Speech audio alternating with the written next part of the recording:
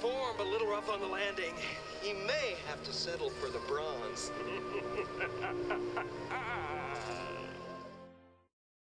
Mr. Castle? Frank? I'm fine. He's not.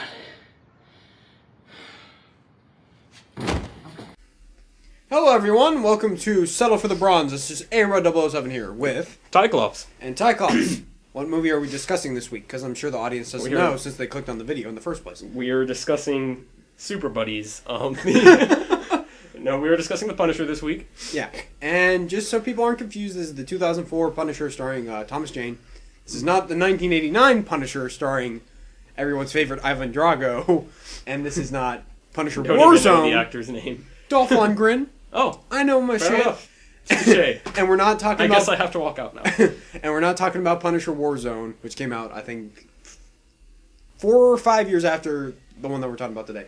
But, Tyclops, where do we start with this one? I guess I should go ahead and say the critical scores. yes, that way yes, we know yes. where to start. Okay. Dropping the ball, A-Rod. I know. Already our third video and we're hack frauds. Yeah. Okay. So, according to Rotten Tomatoes for The Punisher, the audience... Or I guess I'll start with the critical reception. Critic rating is a 29%, which is obviously very low. Yes. Technically rotten. Yes. The audience rating is actually 64%, which is fresh. So there's some discrepancy between the audience and the critics. Is it fresh? I thought, is it 60 up is fresh? Yes. Okay. It's technically fresh, but it's not like certified. Certified. Certified, yes. Tomatoes and... Anyway. I meant to do that. Yes. And according to IMDb, it has a 6.5 out of 10. So, obviously this is a mixed bag here. It's not... Yeah. It's not quite the most hated thing ever like Batman Forever, and it's not quite as, I guess, mostly liked as the Back to the Future sequels. So, I think this is the most mixed that we've had so far. Of the 3 videos we've done. Yes, of the 3. 4 movies, 3 videos. Yeah. So, what are your general thoughts of The Punisher versus, like, critical reception? Because I guess that's what we're specifically addressing here. Okay. The critics, not necessarily audience. Well, first of all, I should make the disclaimer. I had not seen it until we started looking into it for this video. And I... So I A-Rod only showed me the... What was it? The director's cut? Oh, I guess I should go ahead and say that. We watched... I have the extended cut of the film, which has a couple extra subplots put into the film. And it actually has... since they didn't have the budget to shoot this opening where Frank Castle and some of his crew are in Afghanistan... they kind of did like a comic booky storyboard version of that scene. I don't know why they didn't just do a comic book. Yeah, just take pages from a comic book or something like that. It's weird. It's odd. We didn't have to watch it, that. but we did watch the extended cut, which has a couple extra subplots that I'm and I assume you think that it's generally better than the release version. It doesn't really make that much of a difference, actually. The subplots, I could see them being out of the movie. Specifically, I'm talking about Frank's best friend Jimmy. Betraying him, giving him up to Howard Saint. Interesting. John Travolta's character. So, what are your general thoughts of the movie? I liked it. I didn't mind it at all. There were things I like. I guess I don't know. I don't know where to start with it because it's not like it's obviously not the greatest thing ever. But I certainly don't understand the massive criticism for it. Yeah. I mean, I guess maybe it's more of a political thing or looking. I mean, to be fair, this came out. When did we say this was? 2004, I believe. Yeah, so I will check on that. 10 years ago, over 10 years ago. Yeah, and that was not a time when superhero movies were as prolific, I guess, like to the mainstream audience. I mean, I know stuff was up and coming. This was right as the big. This was in the 3 to 4 year period where the superhero movies were becoming a genre. Yeah, so, I mean, I guess people were still analyzing with kind of their taste. typical movie, lens on, and not a superhero lens, not looking at it through what this accomplishes for the superhero genre and stuff like that. And I mean, I guess they don't have to look at it like that. I'm just saying, I think that probably changed the way people thought about it and people's expectations. By the way, it did come out in 2004. Okay. One thing I wanted to say was, I think at this point, people saw, hey, it's a comic book movie, or it comes from a comic book, it must be, it's probably That's true. bright and That's colorful, and then they see it's this dark revenge Yeah, thriller. yeah. And there are criticisms where people negatively reviewed it for how brutal and bloody it gets. Yeah. I don't think they understood what it is. Yeah. I mean, we could argue back. We could make it a whole argument if the Punisher is even a superhero. Yeah, yeah. I would say he's not. I would just call him a vigilante and be done with it. Although, to be fair, we should probably make the disclaimer that neither of us really know much about the Punisher, comic book wise. Yeah. There will be comic book movies we do where I should have a pretty decent background, and some where you will have a decent background, Yeah. but this particular one, we don't know much about the Punisher. Yeah, I mean, I know a couple of things that are different from the comics themselves. Like, it's set in Tampa Bay, Florida, for some reason. I guess because they shot in Tampa and they wanted to save money, so they didn't shoot in New York. Yeah. And things of that nature. And the way his family gets killed is different in the movie than it is in the comic book. But other than that, we're just going to be looking at this as how does it work as a film, not necessarily how does it work as an adaptation. Yeah. So, where do we want to start? Any I guess point you have in mind? I guess one of the key points, one of the positives, I guess, nobody's really bashed this in terms of critical reception, the acting. Yeah. Thomas Jane's a great Punisher. Yeah, no, I like him a lot. The whole time you were distracted, you kept saying he looked like Andy Samberg. Yeah, and he threw that off by the end. But when I first saw him, I had never seen him in anything. I don't know, has he been in anything else major? Not anything super big. Okay. And that was my first thought when I saw him, was that he looks like Andy Samberg, and so it stuck with me for a little bit just because it was hard to take him seriously. Even though he is, I do think he's a very good actor. Yeah. I think he pulls this role off very well. Yeah. And yeah, there is nobody in the supporting cast that really I didn't like. I can't think of anybody really. I mean, everybody seemed to hold their own. They were solid. I guess there's really two issues we need to handle with the cast. One, is John Travolta a good villain? I thought he worked well. I think he definitely wasn't a typical comic book villain in the sense that he's very, I don't know, he never seemed as like invulnerable as comic book villains seem to make, where it's like, oh, you know, they're these big guys who are super confident and are never going to lose anything, where he's like, you know, having to weasel his way out of getting attacked by his clear guys that his hired muscle is completely necessary. Yeah. And at the end, I mean, he's killed easily. It's not a fight. Yeah, like it's not difficult at all for the Punisher. So yeah.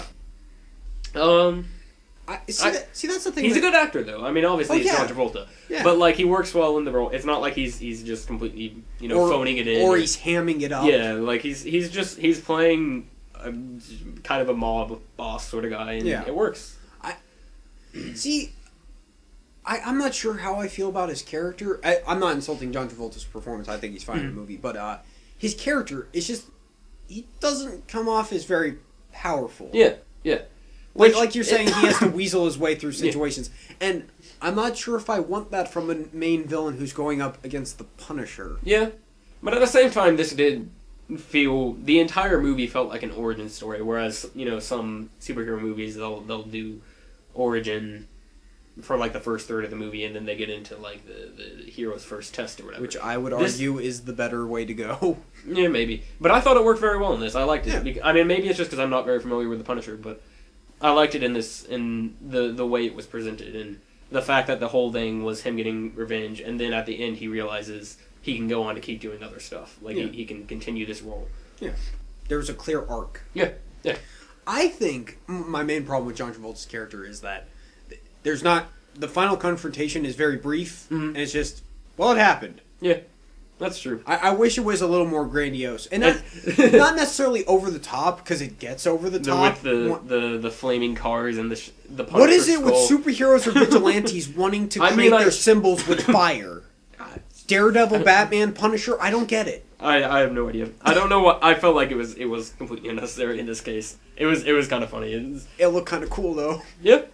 I mean, it did, but it was just kind of like, that's odd and strange. Because I felt like generally the movie stayed within the bounds of realism, at least like the realism it set. Where like, I mean, obviously he survived stuff he shouldn't have survived and things like that, but it's almost like Die Hard logic, where it's like he's the everyman and he's gonna survive everything. But if you actually look at some of the stuff he survives, it's like, but it still stays within a realistic boundary for most of the movie. It sets the rules for the logic. And I of the mean, we universe, see him at his lowest points where he's almost dead. We see that he can be hurt pretty badly. It's not like he just blows off a bullet wound and he's like, all right, I'm fine now and I'm gonna go kill the bad guys. It's but like all his planning for like how he kills off people and how he gets his revenge is so meticulous, and so it feels so real that the final car scene just it doesn't. It's like, how did he pull that off? Yeah. Why did he pull that off? Who was going to see that? Yeah, it's like a news helicopter that comes flying. It's like, whoa, what's that weird skull-looking thing? Everybody forgets about it before he makes a name for himself, so it doesn't matter anyway. Yeah, somebody connects it 10 years later. I don't know. But in a roundabout way, we're going to come back to the acting. Yeah. My other concern, and I guess this is from a critical perspective again, is the neighbors. Dave and Bumbo, specifically. I think they're hilarious. Yeah, I like them. I think they're funny. I think they're work well. They're not annoying. They're likable. Yeah, I mean, I guess that's a line that everybody gets to draw for themselves. But personally, I mean, they never did anything too over the top. I love the little gag where Dave is in a power chair or like a wheelchair or something like that, and then he gets out of it, and it's like, oh, he just has that to sit in. Yeah. Like. Oh yeah, the opening scene where they hear Frank Castle working on his car outside. And he's just sitting there playing video games. And there's a long shot where it's just him sitting there and he's hearing Frank outside. And you think, oh, he's going to roll the wheelchair around and then he's just going to go into the next room. Yeah. No, he just gets out of it and walks off. And like his piercings, how they use that to torture him, they rip them out. And the fact that he stays loyal and stuff, they build them very well, I think. And they're not like... they're not caricatures. No, they just... They have personality. Yeah, they feel generally like people. They never do too much. I mean, there's some little gags like where they fall over into the hallway and then like scoot back because the Punisher is... I mean, a couple of times the jokes are like, okay, you probably could have done without that one, but I enjoy it. Yeah, it wasn't bad. I guess the real question is compared to the dark stuff that happens in the movie. Yeah, I mean, but they don't feel like, bright, bubbly characters that are just... Yeah, there to provide comic relief. Like they're dark too. They mention they obviously live in bad conditions and it seems like they're into drugs and stuff and things like that. It's clear that they all have baggage. They fit in the universe very well. Yeah, I guess that'll bring us into tone, which. It seems like with all these movies that are split in some fashion, it seems like tone is always one of the problems. This tone wasn't a big problem for me in this one. Okay. I don't think. Overall, I felt like it stayed within the bounds of what it set to begin with, and I thought, I mean, I had no problem with it. There was nothing really that jarring that, like, I will say, I know you said you really liked this scene, but the Russian... Yes, one of the best fight scenes in movie history. Which is a good fight scene. Yeah. But the Russian is so over the top with like his red and white striped shirt. Yeah, which is straight out of the comics. Mm-hmm. Oh, really? Yes. Okay. That is what he looks like in the comics. Huh. But still, like, that's one of those things where, I don't know, tempering the costume might be a solution there. At least tone down the brightness of the shirt. Yeah, make it dark red and white. I don't know. See, that's... I mean, I'm usually a big advocate for that, is don't stray too far from the comics, but there are cases. Yeah. And especially in cases like this, where the rest of everybody else is dressed normally or dark, and, the Punisher has pretty realistic clothing. Everything is relatively realistic. Yeah. I don't know. I'm thinking about that scene, and I think this is why tone is not such a huge problem for me. I mean, it's a little bit here and there, but... I think it's because all the humor in it is dark humor. Yeah. I think that's what's funny. And that's what works with the universe, because it's not just, oh, bright rainbows and ponies. It's the humor is dark. Yeah.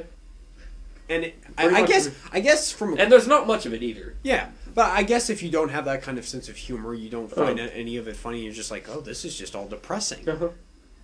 No, I agree. Yeah, there's nothing particularly that stood out to me that I felt like it didn't work in the movie. Yeah. No, overall I thought it worked well. Probably better than... Maybe better than the other 3 movies we reviewed. I don't know. Yeah, probably.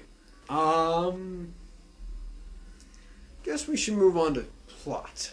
Mm-hmm. If you don't know what the story of the Punisher is, what are you doing here? Frank Castle's family gets killed, in this case, in the movie version, by John... Which I thought was done well. By John Travolta and his men, so Frank Castle sets off on a one-man mission to take out Saint and his family. Mm-hmm. So, what do you think of the plot? It's straightforward, but I like it, and I think there are a lot of clever things done. This isn't really plot, I guess, so much as a little as maybe writing, but the way in which he, like the Punisher, sets up the villains and has John Travolta's character end up killing off his best friend and his wife by like making him think that they were having an affair. He manipulates them. He manipulates everybody, and he has clever ways of killing people. He tortures a guy with a popsicle, but makes him think that he's burning his back with a blowtorch. Also one of the best scenes. I love that. Sorry, loyal fans, I'm a little sick today. But overall, no, I have no problem with the plot. It's simple, but they do lots of twists like that in it that I enjoy a lot. Yeah. It's a straightforward revenge plot. Yeah. If you've seen one revenge movie, you've seen them all. But like you said, it has enough interesting things, like just little parts that the screenwriter puts in. How they get from step 1 to step 2. Yeah. The overall plot's just... And I think we should move on to this. Probably my biggest problem with the movie is it's very clear it was made on a low budget. Mm-hmm. That's true. And I've read things... It was made on a low budget. Yeah. And it does feel... You brought this up, like it's an older, 80s or 90s movie. Yeah. More so than... Which, you could argue that's what they're going for. Yeah. They're trying to make it look like an 80s action movie. Yeah, 80s and 90s movies, a lot of them are classics. Yeah. But it's not the style you would expect to see in the 2000s. Yeah. Yeah, it feels a little bit off in that respect. Mm-hmm. I don't know, just there's some weird editing things, and it feels like this... there are some editing. weird scenes where I wonder if they were planning on filming something else and they were like, oh, we've run out of money. Yeah, we don't really have the time or money to do this. Let's just... In some of the action scenes, I mean, I'm glad that they did it all real. Like, there's not a whole lot of digital stuff all over the place. I can't really... I assume other than, like, the big flaming skull at the end, I assume that's the only thing I can think of that was probably CGI. Well, there's a couple of weird shots that bother me, like at the beginning when they're at the beach house and he blows up the one guy, and you can clearly tell in a couple of shots that when the guy gets thrown out of the flames, he's wearing a protective thing over his face. Just little things like that are scattered throughout the movie that are like, I could tell this was made on like a dime. Yeah. No, I agree. It shows a little bit, but I do appreciate the... this might have just been because it was cheaper than going CGI, but I do appreciate the sticking with the practical effects. Yeah. Well, probably at the time, they were thinking, well, the CGI's not good enough yet to tinker with these little things. Yeah. Unless you have like a Lord of the Rings type budget. Yeah. There's no point. Although, I mean, there were some... I don't know, I'm trying to think of other superhero movies of the similar time that were doing the same thing. What other big CGI movies? The Spider-Man movies, the X-Men movies, Ang Lee's Hulk, Daredevil. Yeah, although CGI in that is dated. We'll get to that eventually. Eventually. Yeah.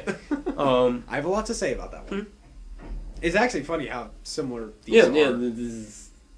Yeah, although apparently you say the director's cut for this one doesn't do a whole lot for the movie. Well, it's not a director's cut; it's an extended cut. Whatever. Which actually makes me think the director had control in the editing room, unlike in Daredevil. Yeah. But like I said, we'll get to that. Yeah. Many exciting things to come, loyal fans. But it's clear in the theatrical cut you can tell what's happening with the plot. Daredevil, you can't tell what's going on. It's like plot hole, plot hole, plot hole. Right. Fair enough. Yeah. I mean, I haven't. That'll be a similar situation where I haven't seen. Anyway. Teaser. Okay. Oh, can I just say, I love the score for this movie. Yeah, I liked it. It's subtle. It's not like. Yeah. It's not like a lot of superhero themes where it gets all in your face, but yeah, I like it. I think it works well. And I like the what's the assassin's name? Harry Heck. Yeah. He just walks into the diner and he starts playing the song. I thought that was great. It was a little odd, but it's great. And Yeah. he's I don't know. You like that song? I'm gonna play it at your funeral. Yeah. So, this movie, see, overall, I think it's forgettable. Mm-hmm. But if you go back and watch, it's like it has those little nuggets. Yeah, like yeah. it has the popsicle torture scene, Yeah, yeah. and it has Harry Heck playing his guitar, and it has the Russian fight. I think it's a movie that started off. It feels like a movie that they knew they didn't have a large budget for it, and they weren't going to compete with like Spider-Man and X-Men, whatever. And they weren't trying to make like a franchise out of it. It definitely doesn't. I mean, it sets up for a sequel in that he continues his adventures, but it's very self-contained. There's no like references. And you could argue that the Punisher movie, Punisher Warzone, you could argue that's a soft reboot. Okay. I mean, you can tell there's a couple of things that don't quite make sense, but you'd be like, it's kind of a sequel. Okay. But still, like I'm just saying, it felt like they knew they weren't going to make a big thing out of this, so they just kind of did what they could, and they made a clever little movie with like a typical revenge storyline, and then they threw in some nice twists. Yeah. I think overall that's a pretty accurate description of it. Man, this video is going to end up being quick. What would you give it? Like if you gave it a letter grade, what would you give it? I'd probably put it around maybe in like the mid B range. Okay. Not necessarily plus or minus, but split. Just straight up B? Yeah. Okay. Yeah, because I don't know, I enjoyed it. It probably won't be one of my like isn't gonna go down as my favorite top 10 movies or whatever or anything like that. But I mean, there's nothing wrong with it. I enjoyed. I'll certainly remember that if I am ever compiling like a top 15 superhero movie list or whatever. I don't know. See, I'd probably go with a B minus. Mm-hmm. My real problem with it is the low budget. I think. Mm-hmm. Yeah, I agree. If because the story is so by the numbers, if they had the budget to raise up the production values and to make the action scenes crazy, yeah, I think that would have helped a lot. Yeah. Which is weird because you go watch Punisher Warzone, much worse story. It's all over the place, but the action is ridiculous. Like they go full on comic book over the top. Interesting. Yeah. I was about to say. I would like to say first, we're not going to do Punisher Warzone because that's panned by everyone. I mean, for me, it's a guilty pleasure, but it's not good. Okay. This movie actually has. I mean, you saw the critical versus audience rating. That's a 40% difference, something like that. Yeah, that's insane. I do feel like the action could have been helped by a higher budget, and that would have scaled it up some. Yeah, like. Especially the final action scene for me. That's yeah. I mentioned because it lasts like I'm sorry I keep interrupting. Keep going. But it lasts like a minute and a half. Yeah, and he just takes out all of his guys. And I mean I'm kind of okay with that because we've had so many big like. Oh, here's the big battle that lasts forever. But you're saying that in hindsight. Yeah, you're saying that a decade after, and that's which is probably a good thing that we have two different opinions on this in that way because. I assume you saw this soon after it came out. Yeah, I didn't go to the theater because I was too young to go. But I think my dad rented it, and then I watched it with him. I was like, wow, this is pretty cool. But what I was gonna say, I mentioned this early on when we were watching it. This could have just been John Travolta, but it felt a little bit like Pulp Fiction minus the off the wall weird humor.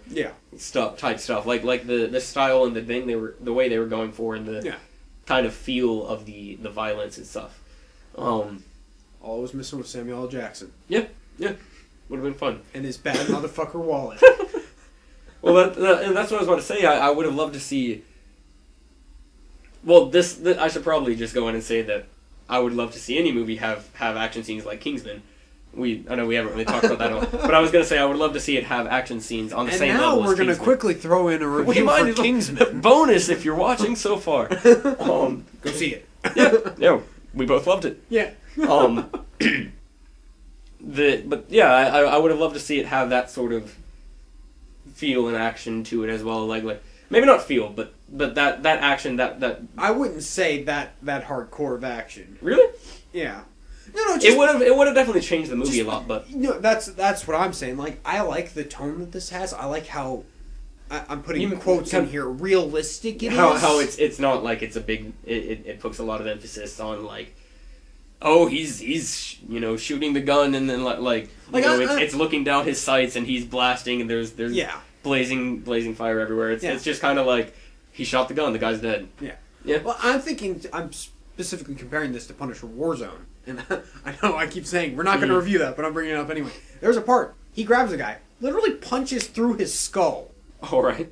Literally goes through his head. And like sounds right. Sounds about, it's typical. That doesn't seem realistic to me. I don't know. But overall, I would recommend this to people who like these kind of movies, especially if I think it's an interesting thing that I feel like I don't see mentioned a whole lot. Yeah. I think this is kind of a little, it's a marker of the times and what things like.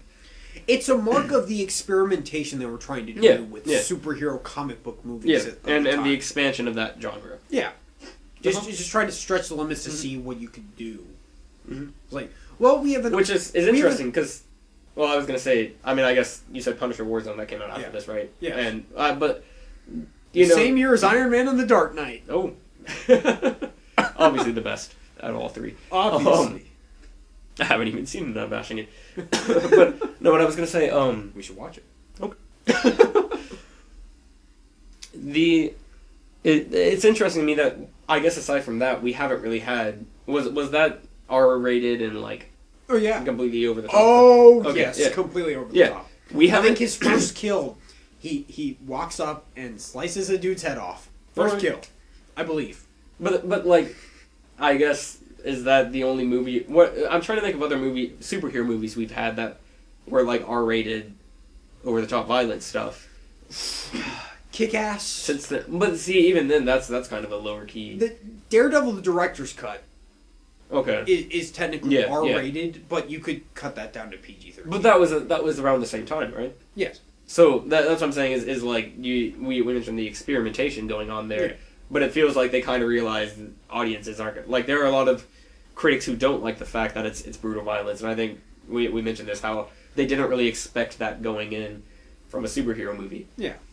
And which I think after seeing things that were based on comic books like 300 and Watchmen and Kick-Ass and Kingsman. Yeah. They're just kind of like...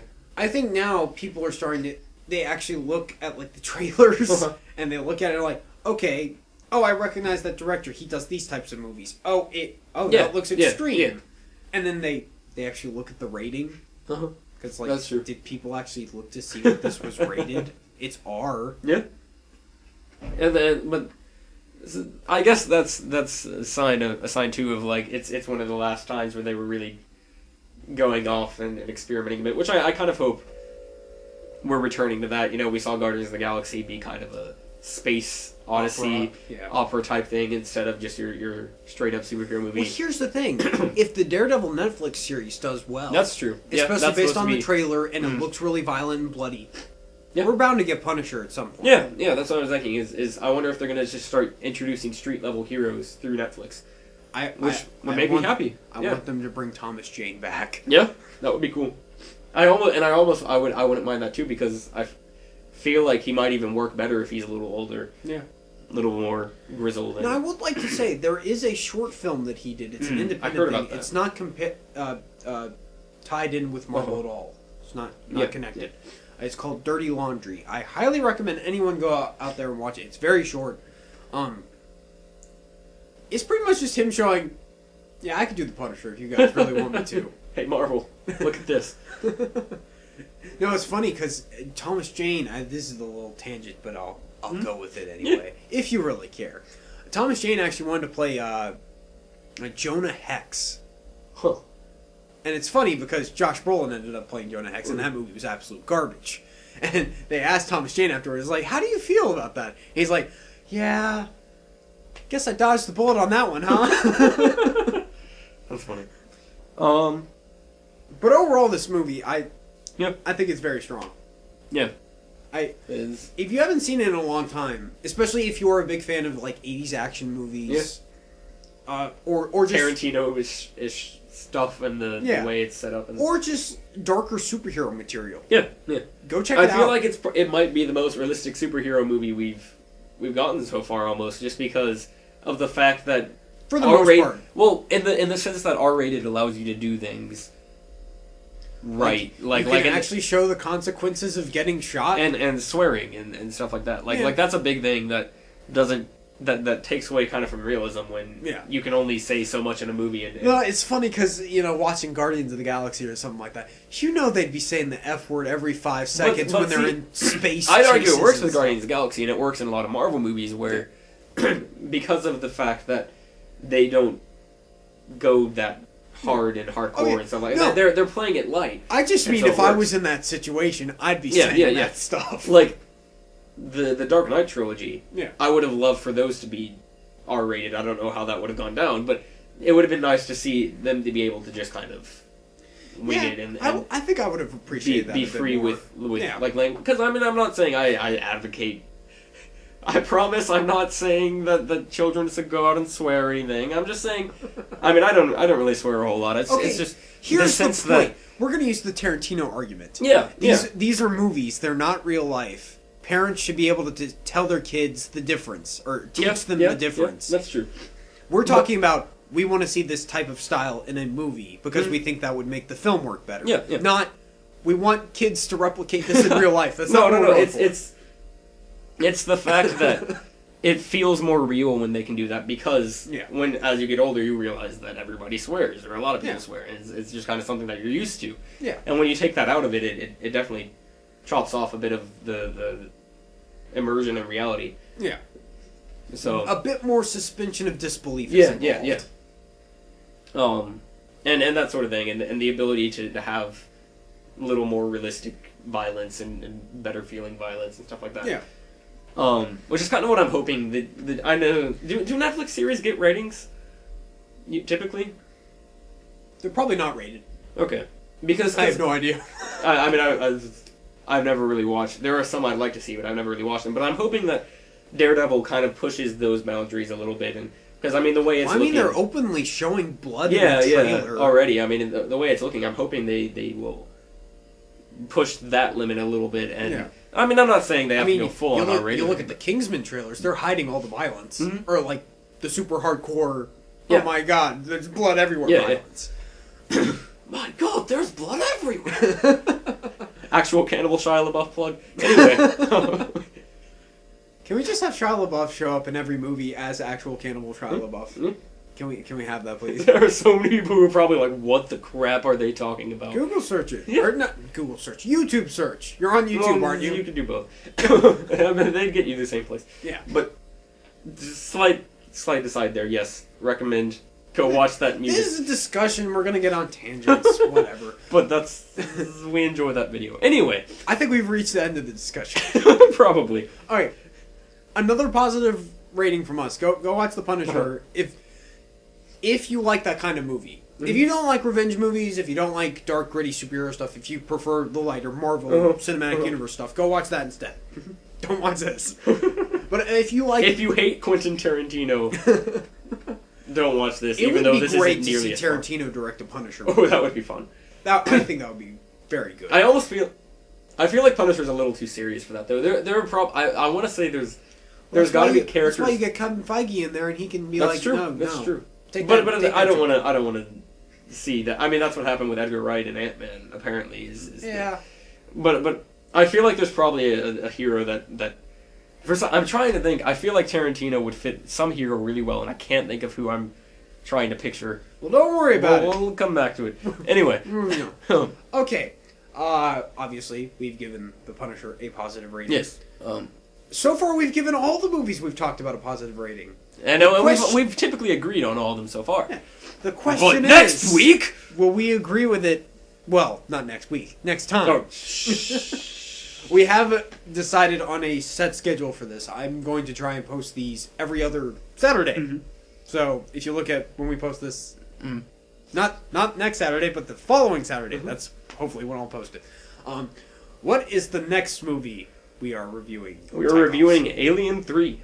Yes. Which we have at least mildly differing opinions on. Yes. So... hopefully we can get into an argument about that. Yeah. Tune in. See what happens. Next time. You never know. Alright, everybody. Thank you To for be watching. Continued. You finished? Great Scott! Alright. Alright. Are we all good? I think we're good. Okay. Alright, everybody. Thank you for watching, and we will see you next time for Alien 3. Quite as, I guess, mostly liked as the Back to the Future sequels. So, I think this is the most mixed that we've had so far. Of the 3 videos we've done. Yes, of the 3. 4 movies, 3 videos. Yeah. So, what are your general thoughts of The Punisher versus, like, critical reception? Because I guess that's what we're specifically addressing here. Okay. The critics, not necessarily audience. Well, first of all, I should make the disclaimer. I had not seen it until we started looking into it for this video. And I... So A-Red only showed me the... What was it? The director's cut? Oh, I guess I should go ahead and say that. We watched, I had the extended cut of the film, which has a couple extra subplots put into the film, and actually has, since they didn't have the budget to shoot this opening where Frank Castle and some of his crew are in Afghanistan, they kind of did like a comic booky storyboard version of that scene. I don't know why they didn't just do a comic book. Yeah. Just take pages from a comic book or something like that. It's weird. It's odd. We didn't have to Ignore watch it. that. Nice form, but a little rough on the landing. He may have to settle for the bronze.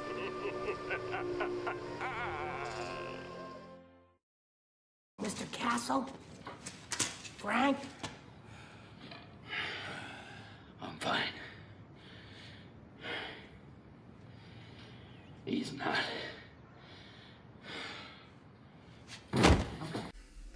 Hello, everyone. Welcome to Settle for the Bronze. This is A-Rod007 here with... Tyclops. And Tyclops. What movie are we discussing this week? Because I'm sure the audience doesn't know since they clicked on the video in the first place. We are discussing Super Buddies. No, we were discussing The Punisher this week. Yeah. And just so people aren't confused, this is the 2004 Punisher starring Thomas Jane. This is not the 1989 Punisher starring everyone's favorite Ivan Drago. And this is not Punisher Don't even know Warzone. the actor's name. Dolph Lundgren. Oh, I know my fair shit. enough. Touché. And we're not talking I about... guess I have to walk out now. And we're not talking about Punisher Warzone. But we did watch the extended cut, which has a couple extra subplots that I'm And I sure assume we'll get into.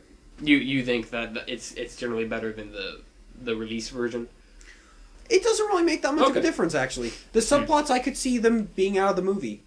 Specifically, I'm talking about Frank's best friend, Jimmy, betraying him, giving him up to Howard Saint. Interesting. John Travolta's character. So, what are your general thoughts of the movie? I liked it. I didn't mind it at all. There were things I like. I guess I don't know. I don't know where to start with because it's not like it's obviously not the greatest thing ever. But I certainly don't understand the massive criticism for it. Yeah. I mean, I guess maybe it's more of a political thing or looking. I mean, to be fair, this came out. When did we say this was? 2004, I believe. Yeah, so I will check on that. 10 years ago, over 10 years ago. Yeah. And that was not a time when superhero movies were as prolific, I guess, like, you know, to the mainstream audience. I mean, I know stuff was up and coming. This was right as the big... This was in the 3 to 4 year period where the superhero movies were becoming a genre. Yeah, so, I mean, I guess people were still analyzing with kind of their... You know, their taste. Typical movie, you know, lens on, and not a superhero lens, not looking at it through what this accomplishes for the superhero genre and stuff like that. And I mean, I guess they don't have to look at it like that. I'm just saying, I think that probably changed the way people thought about it and people's expectations. By the way, it did come out in 2004. Okay. One thing I wanted to say was, I think at this point, people saw, hey, it's a comic book movie, or it comes from a comic book, it must be, it's probably That's true. bright and That's colorful, and then they see it's this dark revenge Yeah, thriller. yeah. And there are criticisms where people negatively reviewed it for how brutal and bloody it gets. Yeah. Which came out, I think, 4 or 5 years after the one that we're talking about today. But, Tyclops, where do we start with this one? I guess I should go ahead and say the critical scores. yes, that way yes, we know yes. where to start. Okay. Dropping the ball, A-Rod! I know. Already our third video and we're hack frauds. Yeah. Okay. So, according to Rotten Tomatoes for The Punisher, the audience... I guess I'll start with the critical reception. Critic rating is a 29%, which is obviously very low. Yes. Technically rotten. Yes. The audience rating is actually 64%, which is fresh. So there's some discrepancy between the audience and the critics. Is it fresh? I thought, is it 60 up is fresh? Yes. Okay. It's technically fresh, but it's not like certified. Certified. Certified, yes. Tomatoes and... Anyway. I meant to do that. Yes. And according to IMDb, it has a 6.5 out of 10. So, obviously this is a mixed bag here. It's not... Yeah. It's not quite the most hated thing ever like Batman Forever, and it's not